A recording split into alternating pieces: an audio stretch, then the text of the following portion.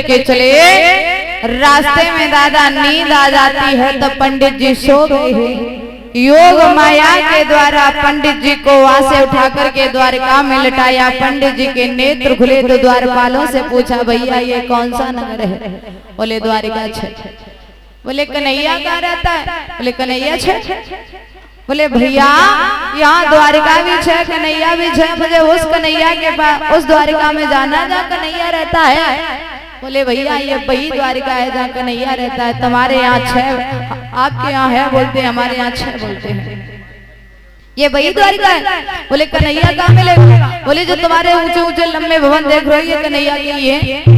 आज पहुंचे हैं महाराज पंडित जी, सामने बलराम गद्दी पर बैठे हैं। बलराम से कहा मुझे कन्हैया से मिलना है।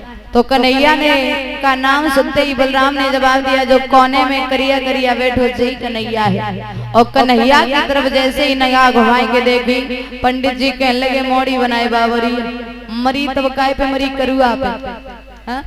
सही कहा थी, स्त्री की जात गदागिरी जने होती।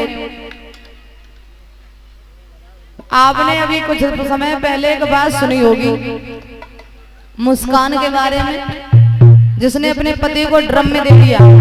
महाराज जो लड़का जो पति था उसका दिखने में बहुत सुंदर था और मरी तब दादा गजेड़ी के ऊपर मरी। तो जो स्त्रियों की जात होती है गधे की रीजन होती है। जवाब दो, मरी तब करूटा के ऊपर मरी, खुद तो इतनी सुंदर और तब तक भगवान कन्हैया ने तिरछी नजर घुमा दी। बोले ले जो तो करिया के रंगे ढेड़ हुए, पता नहीं कहा देखे मरी। अब कोई बात नहीं, शादी रुकमड़ी करेगी, हम थोड़ी नहीं करेंगे। खत दिया और जैसे खत कन्हैया ने देखा जवाब दिया है चलने के लिए तैयार है पंडित जी, लेकिन जब बताओ बहानों का बनाए। बोले एक काम करियो, तुमने खांसन लगी हो तो तुम्हें छोड़वे को बहानों मिल जाएगा।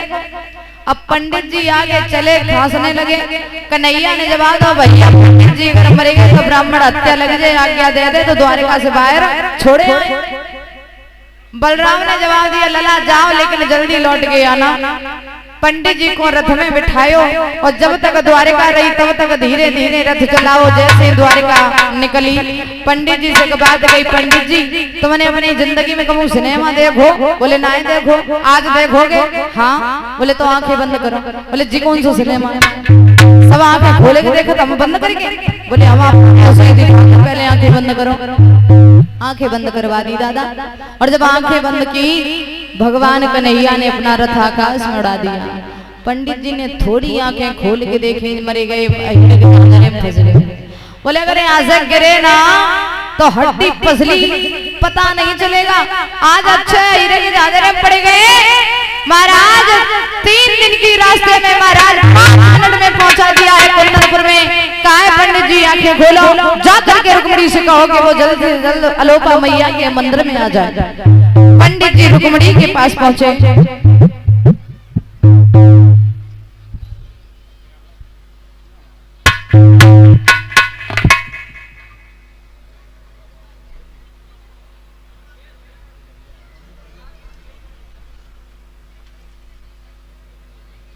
ऋषि 501 मुद्राएं देकर के सम्मान कर रहे हैं हमारे ईशु भैया, ईशु शाख के उमेश चंद्र शाख के इसी ग्राम दरियापुर के रहने वाले हैं। हमारे समस्त स्टाफ को 100 मुद्राएं देकर के सम्मान कर रहे हैं। मैं भगवान से कामना करूंगी कि हमारे ईशु भैया जी के हाथ हमेशा दान और धर्म की तरफ बढ़ते रहे, समाज में सम्मान मिलते रहे, राधा रानी अपनी असीम अनुकंपा भैया के ऊपर बनाए रखे।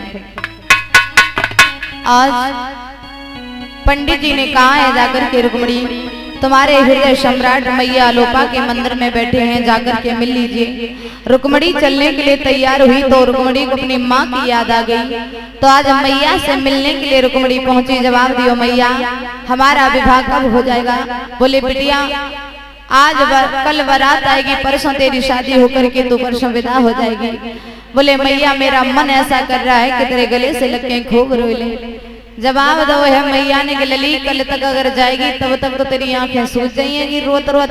आज कल कोई रोत है सब टाटा बाय बाय करके जाती का बावरी है गई है काय को रो रही है। बोले मैया तू यूं समझ ले कि आज ही तेरी बिटिया ससुराल के लिए जा रही है। अब दादा मैया को का पता कि बिटिया का षड्यंत्र चल जा रही है। बोले मैया तू जाए लेकिन आज ही जा रहे ससुराल। तो मैया ने जवाब दो लाडो रोए ले लेकिन थोड़ो ही रोइए, अगर ज्यादा रोएगी तो आंखें सूजे काजरों का भौना में लगे। बोले बिटिया रोई ले रुको बड़ी कि चली ससुराल और दुल्हन बन के चली ससुराल दुल्हन बन के।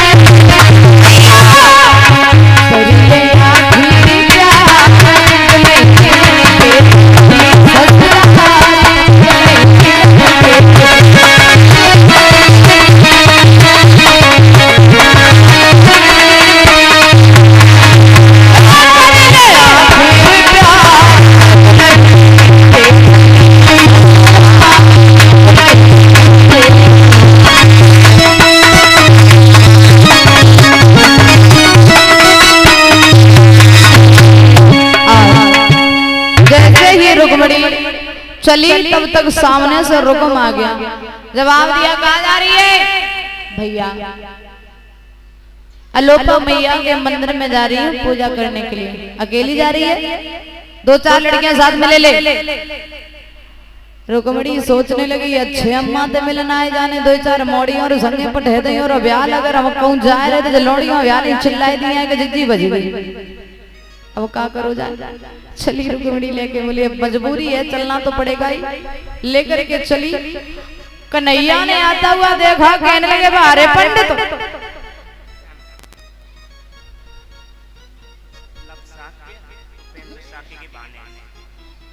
और ये छोटा सा बच्चा लव साक्य श्रीमान उपेंद्र साक्य का भांजा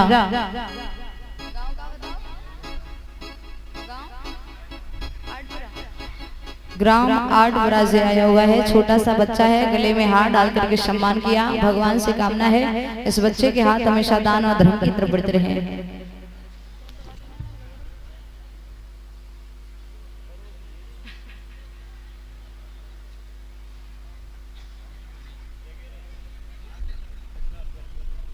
और आशीष यादव हमारे रिंकू भाई के साले साहब जो नगला बाग से आए हुए हैं भैया हमारे पड़ोसी हैं।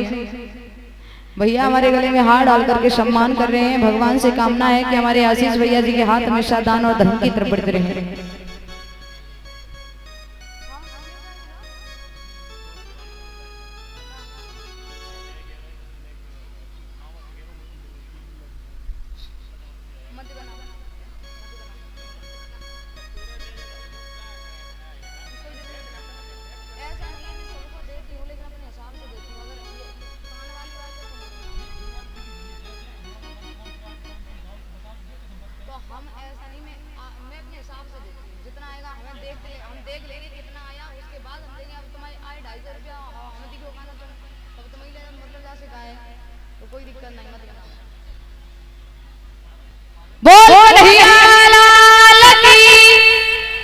श्री सुखदेव जी महाराज समझा करके कहने लगे हे राजन परीक्षित पंडित जी से कहा अरे पंडित हमने एक मंगाई तूने 10 12 भेज देंगे तो रुकमणी कौन सी है। और रुकमणी सोचने लगी कहीं ऐसा हो कि हमारे चक्कर में कोई दूसरी बदल ले जाए। अब जिस हाथ में कंकन बना था बुजुर्गों तो हाथ उठा करके रुकमणी बोली जवाब दो बहना एक बात बताए जो जालेगा जब मूछने वाली सेना है किसकी है। बोले ये सेना दंत वक्र की है। बोले बिना मूछने वाली जो सामने वाली जगह की है। बोले ये तेरे भाई रुकुम की है। और ये बीच वाली ये किसकी है। बोले ये बीच वाली महाराज शिशुपाल की है। जैसे इतनी बात कही कन्हैया समझ गए यही रुक्मणी है। रुक्मणी कन्हैया के पास में पहुंची, जवाब दो कहे तुम्हारा नाम का है? कन्हैया ने जवाब दो हमारे हजारों नाम है, कोई कन्हैया कहता है, कोई कृष्ण कहता है, कोई माखन चोर कहता है, कोई कुछ कहता है। बोले तुम्हारे हाथ में जगा ले, बोले बसुरिया, तो बोले बजाए दे। बोले ठीक कह रही, अगर हमने बजाई बसुरिया, जितने दुश्मन ठाड़े खेत में जो टोटते हैं वही बसुरिया। बोले बजा नहीं सकते तो दिखाई दे। बोले दिखा भी नहीं सकते, क्यों? बोले हमारी बसुरिया बहुत महंगी है। कितनी महंगी है? कन्हैया बोले कि कुबेर घड़ा में कपेर जमा, मैंने बसुरी के नाम कटाए धरी है।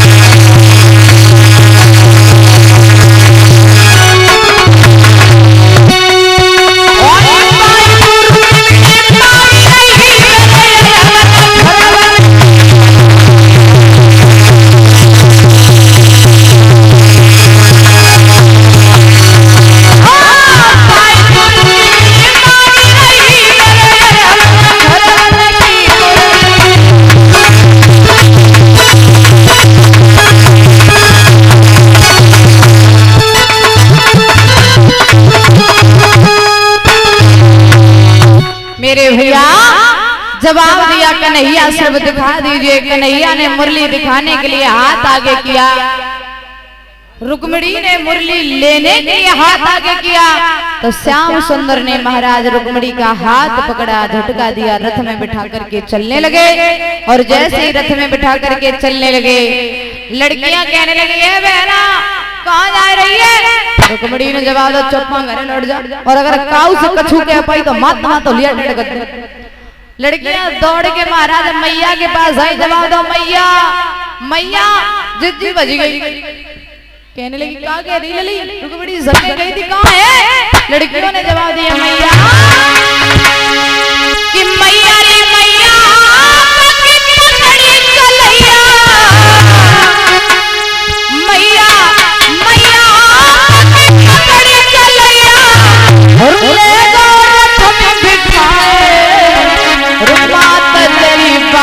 बिगड़ गई